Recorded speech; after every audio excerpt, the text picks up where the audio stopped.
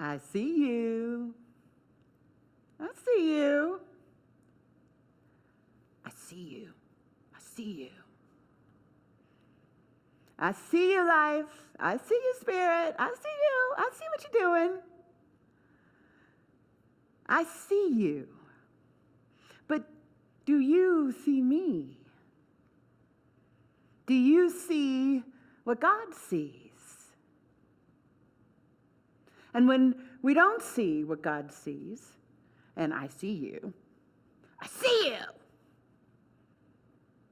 we no longer allow ourselves to be the presence and the power of the one. My kids use that phrase all the time. I see you. All right, I see you. And it's a form of praise. It's a form of saying, like, I see your awesomeness.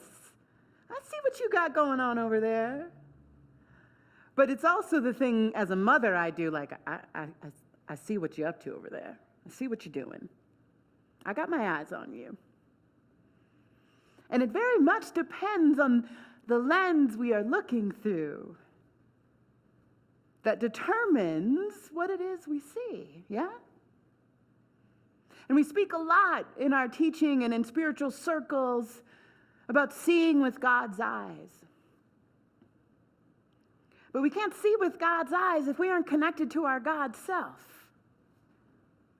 We can't see the spiritual truth of oneness, of wholeness, of love, if we aren't looking through our divine set of eyes.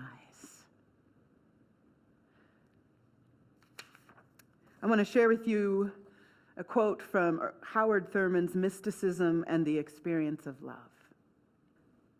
Love has no awareness of merit or demerit. It has no scale by which its portion may be weighed or measured. It does not seek to balance giving and receiving. Love loves. That is its nature. But this does not mean that love is blind, naive, or pretentious. It does mean that love holds its object securely in its grasp, calling all that it sees by its true name, but surrounding all with wisdom born of passion and its understanding.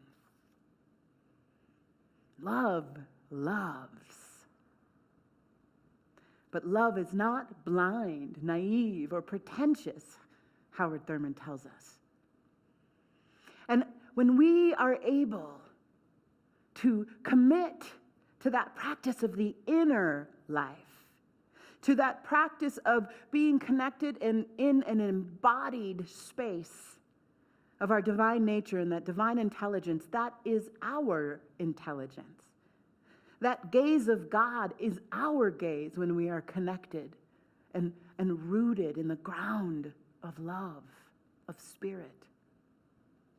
Then we have that very wisdom that he speaks of, that knows better than to weigh and measure and judge the giving and receiving and who got more and who didn't get enough. We know better to see clearly the wholeness that is life. And we are able to, in that seeing clearly, we are able to look through those eyes and look right in the face of some stuff that's out of alignment.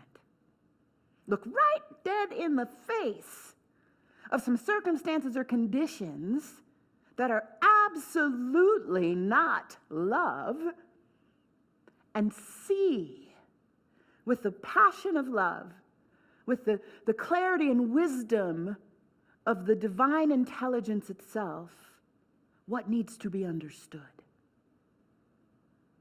We get to see with that divine intelligence, with that wisdom that is living in the heart of our own being, in the eyes in our own head. We can see the story of how that circumstance came into being. We can see what is trying to reveal itself through those circumstances. And we can see what is unseen. That's how powerful our wisdom is when we are in that embodied, grounded space. We can see the perfection of life itself.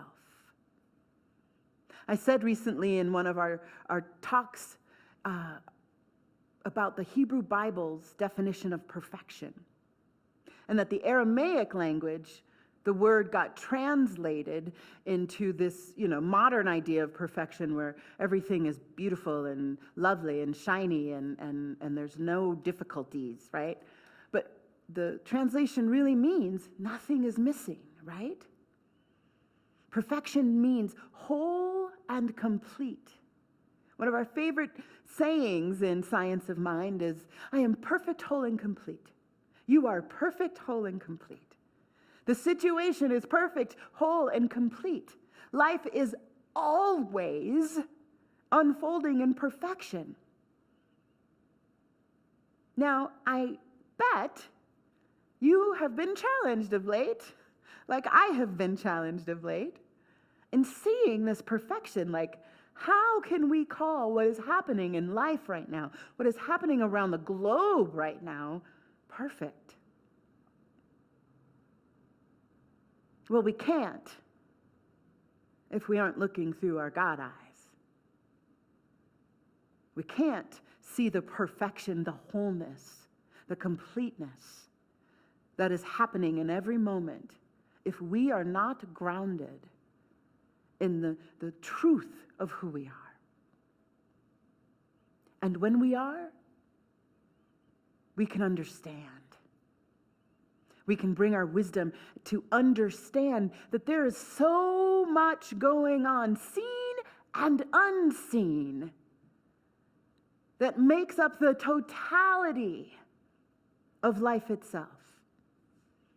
And when we are grounded in that space, we can look at a set of circumstances that are clearly out of alignment with love and realize that what we are looking at is just information.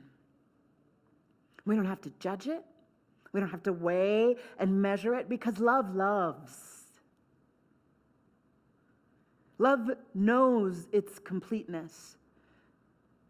And when love is standing on the ground of love, and when love is expressing love, and when love is looking through love at love, nothing has gone wrong. Absolutely nothing has gone wrong. It is going how it's going. It is what it is. And we can take the wisdom and the passion of love, and seek understanding. Marianne Williamson made a quote famous that everything that is unfolding in life is either an unfolding of love or a call for love. And so what I know for sure is when I can't see the perfection in a situation, in a person, in a story, in a history, in a lineage, then I know that there is an unseen in motion. And I can know that my ability to move into a space of greater understanding, to move and shift my perspective so that I can see better, requires me to first go in. I can't begin to understand. I can't begin to draw on the intelligence that is my divine birthright as a divine human being. I can't begin to access any of that if I don't first turn within and ground myself in that truth. Remember that I am rooted and growing from the one and the only. And when I do that, then I have the opportunity to allow that intelligence to help me grow my consciousness, grow my awareness of what is. And often, what is unseen in one moment can become seen. What is not understood in a moment or is possibly misunderstood in a moment becomes understood. Because I have done the inner work to grow my consciousness and my awareness and ground myself deeply in love. And it changes everything. But it doesn't change a thing out here. It changes in here. And what I see changes. What I am able to understand changes. What I am able to experience, what I am able to embody and be more of changes. We talked a couple of weeks ago about shaping ourselves through our thoughts and our stories and our words. And when we do this practice of the inner life, when we make a religion of our own inner being, our own inner authority, our own inner wisdom, our own divine intelligence, we can be reshaped by that connection. And life itself gets reshaped through our reshaping. And in that deep commitment, and what I say is mandatory work, if we want to have the experience of capital L love, we must do the inner work. We must do the inner discovery. We must meet God in the only place we can, in our own being. And when I do that, I access that wisdom. I access that passion, the peace beyond understanding, the passion beyond understanding. And I move into a place that my jazz musician friends used to say was overstanding. And the truth is it used to make me crazy when they said it because they thought they were so cool. Oh, I overstand. Yeah, God, I overstand. It was a thing. But it's a thing because it helps us realize that there is an even greater understanding. We can overstand a situation. We can move ourselves to a higher place and a greater perspective when we first go within and make sure we are consciously connected to the spirit that we are, to the divine being that we are. And we throw this word consciousness around a lot in spiritual circles. We even say silly things like, how's your consciousness? Or his consciousness is this, or her consciousness is that. I hate all of that. But what I want you to understand is consciousness is our ability to be aware. So what are we being conscious of? What are we aware of?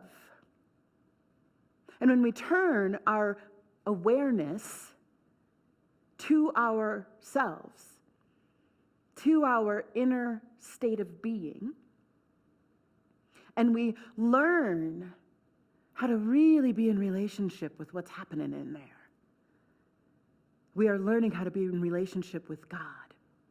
We are learning how to be in relationship with divinity itself because it is living itself as us. Michael Bernard Beckwith has this funny saying, and he says, God or spirit or the divine absolute said, tag, you're it. And that's absolutely what has happened. You are here on this planet with breath in your body. Tag, you're it. And the great invitation in this time, the wildly important invitation in this time, is to ground ourselves so deeply in the it that we are. Ground ourselves so deeply in the love that we are, in the goodness that we are, in the divine being that we are. So that what is happening out in the world can't easily shake us from our center.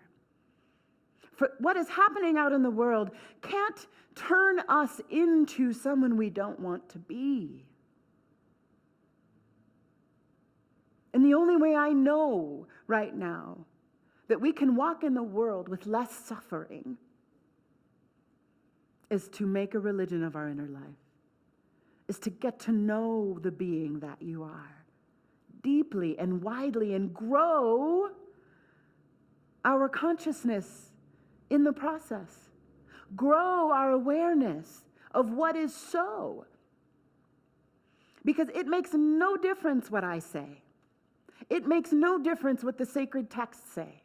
It makes no difference what Guru X or Guru Y or Minister A or Preacher B, it makes no difference what any of us say.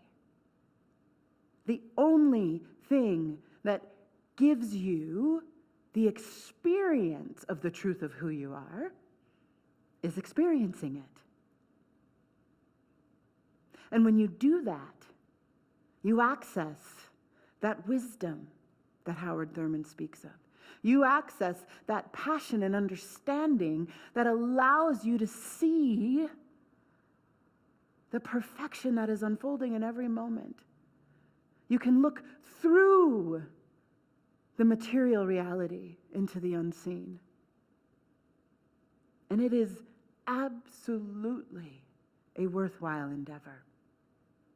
It is absolutely the best solution to any stress, anxiety, fear, worry, whatever you are experiencing right now in this time.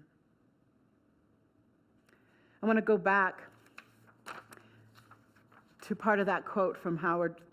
He said, "Love has no awareness of merit or demerit. It has no scale by which its portion may be weighed or measured. It does not seek to balance giving and receiving. Love loves. That is its nature."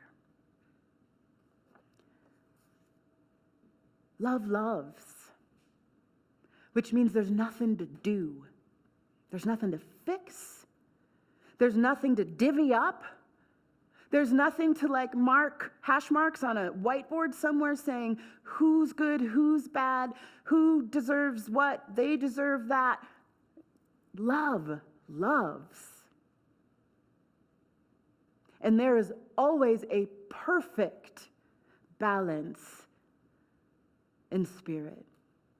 There is always a perfect flow of giving and receiving. And it makes no difference whether we are judging it or keeping track or measuring or hoarding or giving. It makes no difference. Love is beyond all of our attempts at micromanaging it. Love loves. And when we stand on the ground of that truth, we can then, again, from that higher place, from that greater awareness and consciousness, we can observe and participate in situations in life and call them by their true name.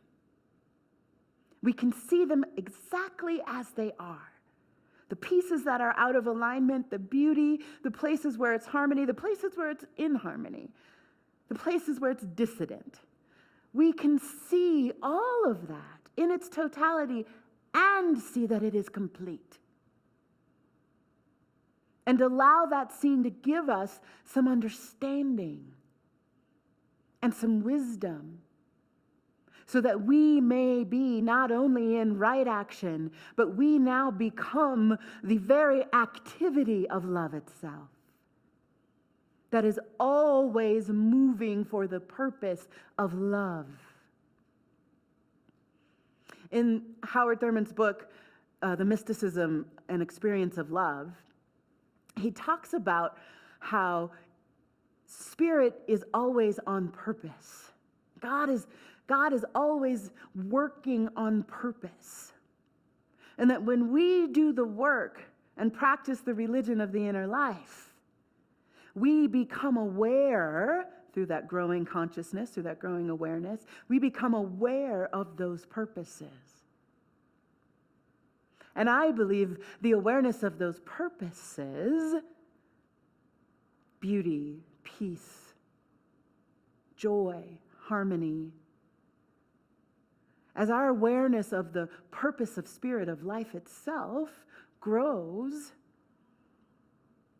we are moved by that. We become passionately inspired by those purposes because Spirit's purpose becomes our purpose the more that we grow our consciousness and awareness of what we actually are made of.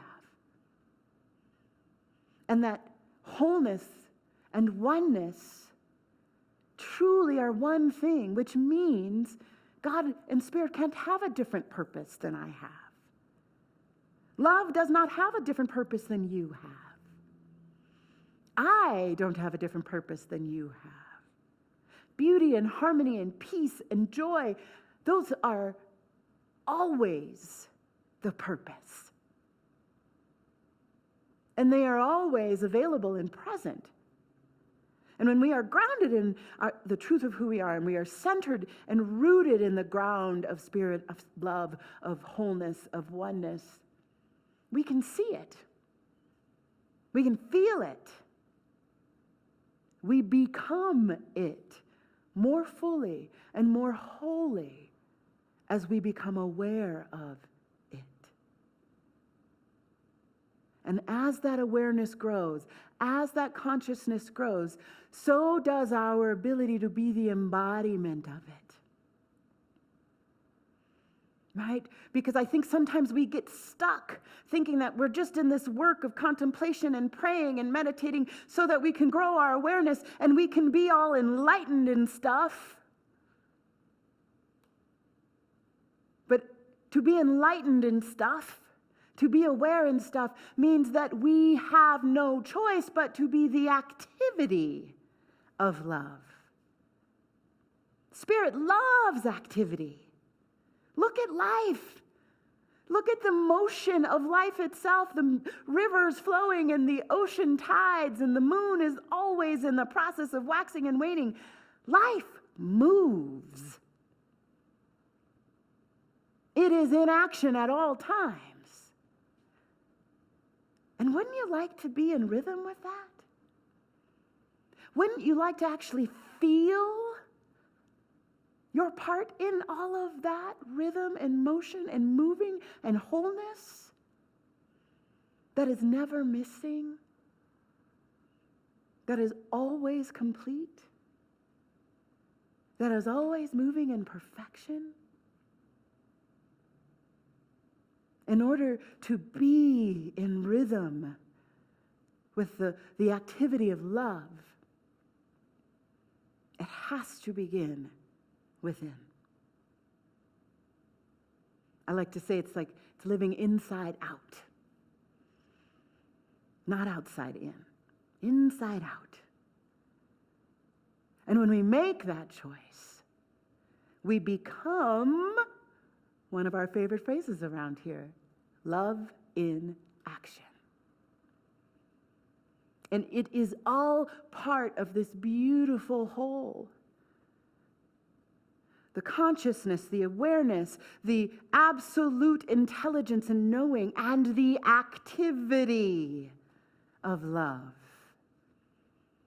It's all part of this glorious thing we call life, we call God.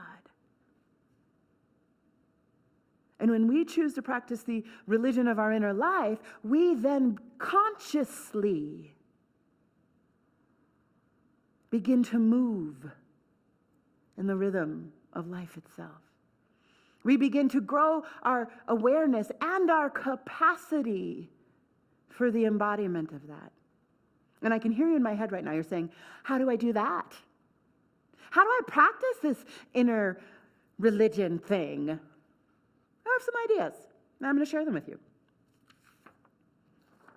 So, first,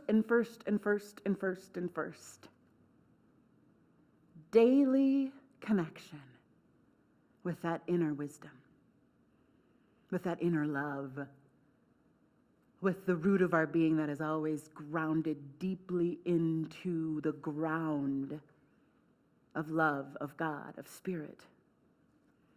Daily practice. And next, we practice understanding by consciously choosing to see situations and experiences through the lens of our divine truth. And after that, we practice passion by letting that inner life, embodying through us, to light us up and move us as love in action. And so connect daily to that inner life. Make time every day to go within. One simple way to do that is sign up for our daily call and text Spirit Calling, if you haven't already done that. One of the things that I do is I let it go to voicemail, and then when I know I'm going to have a few minutes of quiet, I can listen to that and then take those words within and contemplate them in a contemplative meditation. You could also just make sure you reserve time every morning and every night upon waking and upon sleeping. And just bring your attention within. For me, that often begins with, hi. Because it's so sweet. It's so sweet to turn within. And when it's not sweet, when you turn within and all you hear is the crazy in your head and the repetitive thoughts and, oh, did I leave the microwave going? And, oh, what's that binging at outside my window? And when that is happening, keep sitting there or laying there or walking there or whatever you're doing. I promise you, beneath all that busy is that wisdom and that connection and that love that is your greatest longing. That sense of communion, that sense of true belonging, it's all under there. But you have to access it every day. And when you are in one of those quiet moments and you've allowed yourself to get still, you can talk to your wisdom. You can ask yourself things like, what do I need to learn in this situation?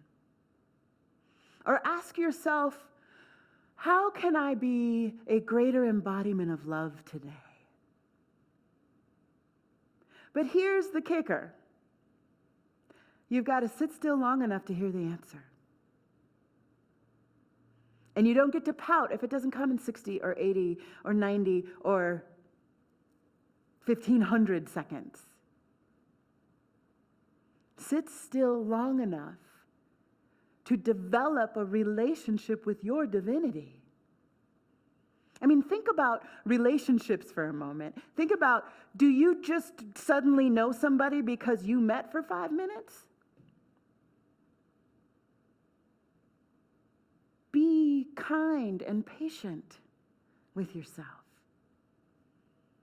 And give yourself this gift of stillness, of going within, and allowing that very truth at the core of who you are to move you in life passionately, lovingly, truly, so we can each call life itself by its true name.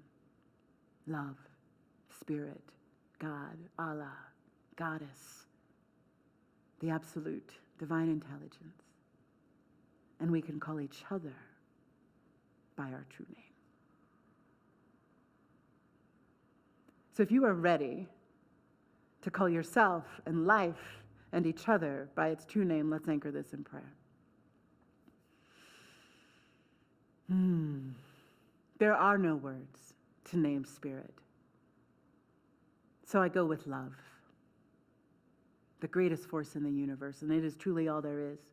It is what brought life itself into being and what continues to move it forward. It is the only thing that is stirring the planets in motion, that is rising the sun, that is waxing and waning the moon, that is moving the waters.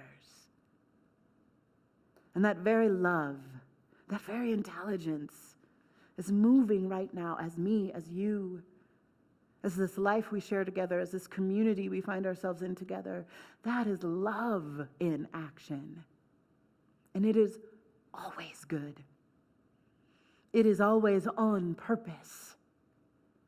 And so I know that because that is the truth of God, that is the truth of each one of us, and we are each on purpose as love in action in our own minds and hearts and bodies and relationships and communities. Which means that that love is unfolding in perfection. And it just keeps becoming more beautiful and more harmonious as we each grow into the truth of who we are more and more and more and more. I allow this glorious truth to continue to unfold in perfection, and I stand in anticipation and delight to watch it unfold. It is good and very good. And let it be. Together let's say, and so it is.